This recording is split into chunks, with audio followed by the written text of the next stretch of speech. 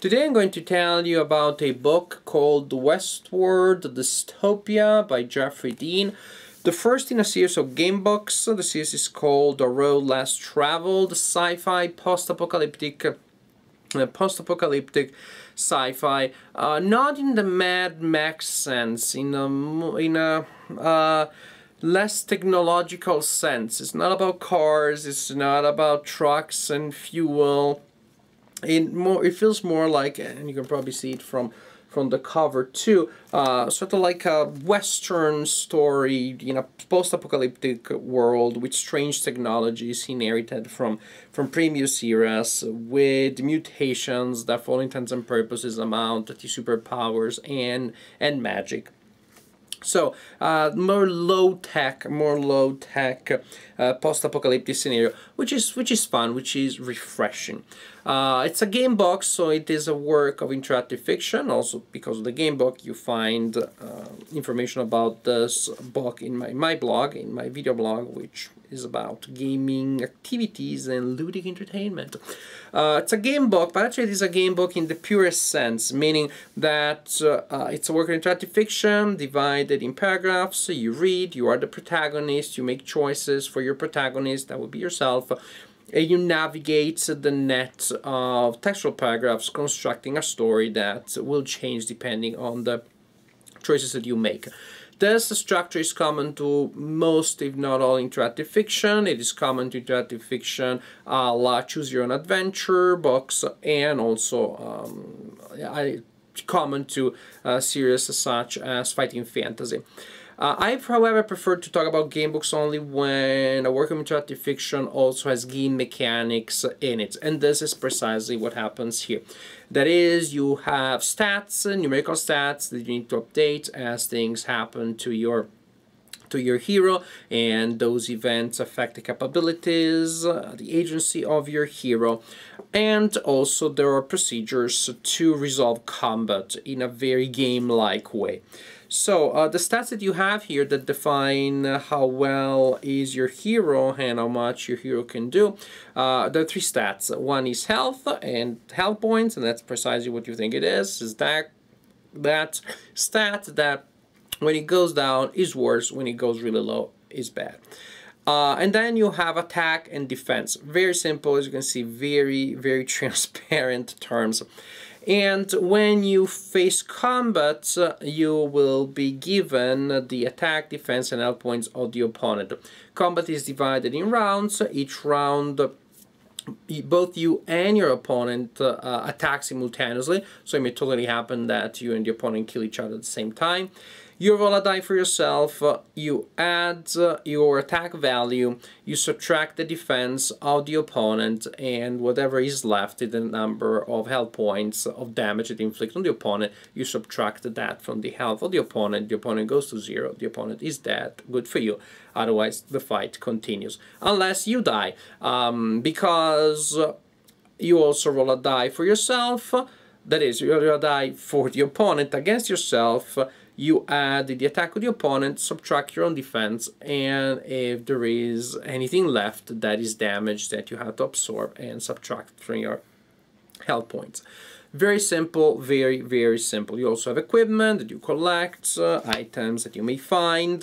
You have something that I find pretty funny, pretty amusing, the achievement list. That is, from time to time, things will happen. Yes, I didn't mark my achievement. I didn't want to get the book dirty. I simply made notes on a sheet of paper. But from time to time, things will happen that will instruct you to mark an achievement. This is nothing new in game books.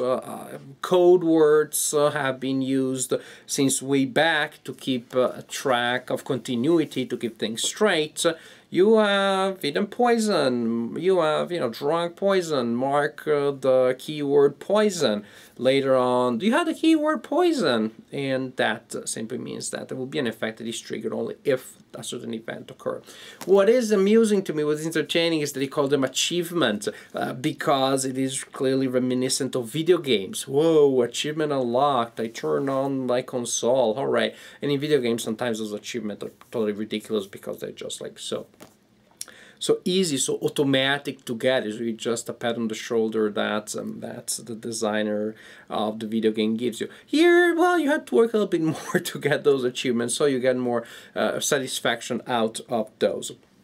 So it's a very simple game system.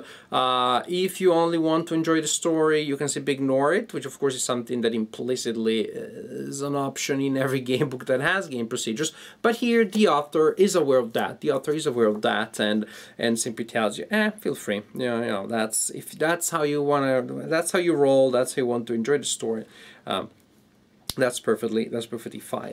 And the book really is about the story. The book, as a game book should be an interactive way for you to immerse yourself into an interesting setting, for you to face encounters and to create a story as you go. And the book definitely achieves that. There definitely is a lot of depth here. There's a lot of narrative depth, a lot of interesting encounters. So you do have the sense of a nuanced, vivid, three-dimensional space that you're traveling. You do get the sense that if you play role-playing games, or I mean like real role-playing games, that would be like pen and paper, or you play video games that are labeled role-playing games, but they're not, but they do still have a world. So if you are familiar with forms of entertainment that involve you immersing yourself in a fictional setting, then this is a book that falls along those lines, so definitely belongs to that category, and does that and does it well. It does it very successfully. You do have a sense of space. You do have a sense of a spacious setting that you can explore in a variety of ways. As for the plot, you are a relic hunter. So actually this happens after the apocalyptic catastrophe that had destroyed everything and has left only remnants of civilization. So we fell into, the dark ages, lawlessness, etc., etc. But not just the lawlessness of the Old West, because it's the lawlessness of the New West, in which you also have monsters, mutants, and repugnant creatures, mad people, mad scientists, corporations, or she's called them guilds, secret societies that are plotting around you and around other people, etc., etc. You are relic hunters, so usually you do not have many scruples in what you do, in looting things and bringing items to the highest bidder. And this time you embarked on a mission that involves finding a key to access an ancient city, sort of like a locked vault. Basically, there is this locked location that contains ancient technology, and there is a guild that controls the technology, and technology is power in a world where not everybody has it. So basically, you're working for these people, and you're trying to find a way to find this key that may give access to a lot of power, that may shift the balance among all of these factions that are fighting in the book. So definitely there's an interesting element here. You're not just it's not just the usual thing, find a treasure or slay the arch-villain, the generic evil, dark manifestation of evil and evilness.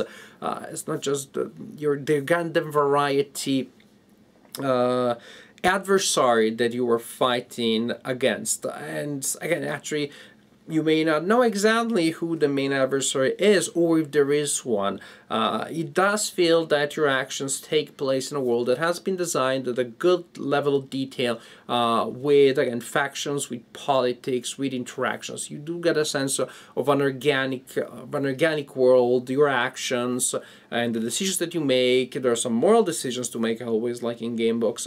I always like that in game books. The moral decisions that you make all belong to a world that is made of forces that are struggling against each other, and they are interacting organically. Very, very nice, that. As for the structure in a certain sense leaves you a lot of freedom, and I'm glad that I make these reviews so I can kind of like put a pointer there, give you a piece of information that it may be easy to overlook what is good and what is fun about the structure. That is, if you're just going about your mission, you want to reach the optimal ending, we want to complete your mission, succeed, etc., etc., it is possible to rush through the story and get to that point, frankly, without too much pain, without too much hassle. And I almost thought, well, what about all, and that happened to me the first time that I read the book, and I thought, well, what about all the other paragraphs? Because actually the book is fairly long. It's 474 paragraphs, longer than your average fighting fantasy or lone wolf book. And the idea, in fact, is that if you so wish, you can rush to the end and solve the mystery and find closure. I cannot tell exactly what you find at the end because that would be a spoiler, wouldn't it? But the idea is that, okay, you can rush to the end, just, you know, facing the mission, or you can take your time and go around and explore, and then there are secret locations to find, and then there are Easter eggs, and definitely it pays off to do that if you so wish. That is to say, if you're coming from a fighting fantasy perspective, those books have a very strong riddle/puzzle element. They're hiding the optimal ending as far into the book as they can, at the opposite side of the textual net, and they're just trying to hide and conceal as much as they can. Here, if you get there to the ending and you're studying from that perspective, you're disappointed because you think that that's all that there is. And in fact, once you reach the end of a fighting fantasy book, very often you have been forced already to explore everything and everywhere in the book, and you're pretty much done. Here, you can choose, because actually maybe you're perfectly fine, you're happy, you completed your mission, you're satisfied with things as they are. But the book gives you the freedom of exploring more. That is to say, the exploration is left to the reader. There are a lot of sections, a lot of branching galaxies of choices, of interconnected paragraphs that are not strictly connected to the main flow of the story and are absolutely not necessary. So it is up to you simply to decide how much you want to see, how much you want to explore, etc., etc. And again, in that sense, to me, this seems to come almost from a video game idea. We find that kind of side quest, and that's really the philosophy here. It seems to me that there is a main mandatory quest, and then you can choose to embark on side quests, exploring in other places, see more people, etc., etc. And to me, this is something fun and interesting because it's just another example of the fact that the analog forms of entertainment, old school form of entertainment such as game books, books printed on paper, do not necessarily have to always compete with digital forms of expression, but they can borrow from those, they can learn from those, they can take what is good and fun from that world and take it into and bring it into old school style of entertainment. We do not have to do old school stuff, refusing everything that is new, seeing everything as an enemy. No, actually, we can become stronger if we learn from the competitors. And to me, this is what happens here. There are a lot of these ideas that come from video games, including this main quest/side quest idea that the book benefits from. So I enjoyed it. I enjoyed the story. What I did not enjoy very much is the art. I'm not particularly fond of the art on the cover, not particularly fond of the art inside the book. There aren't too many illustrations, and I'm happy with that because I don't find them particularly attractive or atmospheric. So to me, actually, if anything, they slightly weakened the atmosphere. Some of the scenes would be much more powerful if I could depict them in my head the way I want them, rather than seeing them in a way that I find not fully satisfying. But that is a small element here. The illustrations, the art, not my favorite part, probably my least favorite part. There's another part, however, that I find problematic. That is, I enjoyed the adventures, I enjoyed the atmosphere, the desert with the mutants and the monstrosity, the encounters that you have. Fun, good atmosphere, entertaining, good style, post-apocalyptic interactive fiction. Then I reached the end and I had a major WTF moment, and I thought I didn't understand the thing. I did not understand the ending. I pride myself as being a kind of like a smart reader that can read between the lines and figure out all the implications and stuff and oblique endings. I did not get it. I had no idea what was going on. I wrote to the author that was kind enough to pretty much give me a remedy class about his book, to explain to me in a conversation online what was going on. I was like, oh, I see. I had my huge aha moment. So the NHC, I cannot tell you much, but let's just say that there are some things at the end that will be surprising, and that are meant to prepare the way for the following book, and the following book also builds on various elements that make reading and understanding the story not particularly easy. That is to say, I do not mind avant-garde. I can read symbolist poetry as the next man. I did not expect the sort of like avant-garde, surprising, completely unpredictable, anti-conventional use of narrative elements as I found here. Because the story is a solid, good old style, I'm traveling through the post-apocalyptic West and shooting mutants in the head. I mean, what's better than that? And then all of a sudden, it looks like an experimental movie from the 60s. It looks like something filmed by a French filmmaker from the 60s, and if you saw those movies, what the heck was going on, and what the heck goes on here towards the end. So I got a little confused, and to me that weakened the experience a little bit. But you know, if I read the books and have fun for like several hours reading it, and then later have a moment that to me is not particularly entertaining, engrossing, or convincing, well, that doesn't bounce back and raise my memories of the good time that I had reading the book. And maybe some of you will find that experimental section towards the end to be the best part. Whoa, look at that, we're pushing the boundaries of game books, going there where no writer of game books has gone before. Maybe you'll like it. I personally found that not very well integrated with the rest. Just confusing, and to me just a little weak towards the end. This being said, this last thing that I said is maybe completely subjective, but be warned. The illustration, again, that may be subjective. Maybe you really like the style. In general, so I think that probably the minuses that I see here are not major ones, and they may have subjective components that maybe will affect you less than it affected me. What I do hope, however, is that the good stuff in here will affect you positively and in an entertaining and exciting way as they did with me, because this is a good, solid book. The beginning of a saga, and a saga that gives you a lot of freedom, a lot of flexibility.